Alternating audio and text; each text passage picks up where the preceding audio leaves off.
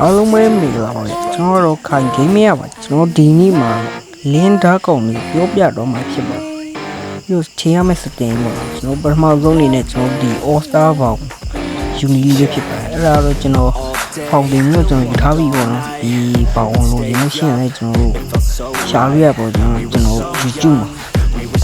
ဒါကျွန်တော်လင်းဓာတ်ကောင်လေးစရရโอเคကျွန်တော်ပထမဆုံးအနေနဲ့ကျွန်တော်ပြောပြပေးသွားမယ်အရာကတော့ကျွန်တော်လင်းရဲ့အတင်မော့လို့ကျွန်တော်ဒီလိုစကောက်လို့ရှိရင်ကျွန်တော်နည်းနည်းစမှုဖြစ်တာပေါ့ကျွန်တော်ပြပြတော့မှာဖြစ်ပါအဲ့ဒါတော့ကျွန်တော်ဒီ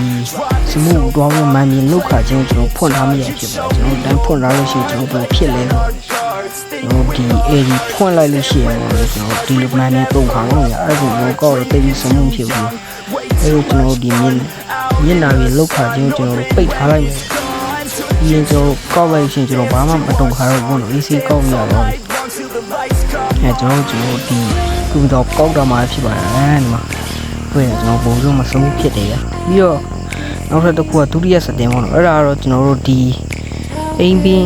ပါတယ်မသိဘူးအိမ်မင်းခဏကျွန်တော်ပြရတယ်ကျွန်တော်တို့စတင်ရဲ့ချက်ဝင်ပြီးရင်ကွန်ထုံးများတွေကိုသွားမယ်ပေါ့နော်ပြီးရင်ကျွန်တော်တို့ဒီ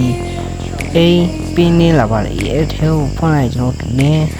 ပြီးရတယ်လေကျွန်တော်ဘုံအရှိကိုမြင်ရမယ်ဗျကျွန်တော်တို့ပုံတော့မှစမှုဖြစ်တယ်ပေါ့နော်ကျွန်တော်လောက်ရတာကဲကျွန်တော်ဗီဒီယိုလေးကတော့ပါပဲကျွန်တော်ဗီဒီယိုလေး subscribe လုပ်ထားပေးကြပါဦးဗျ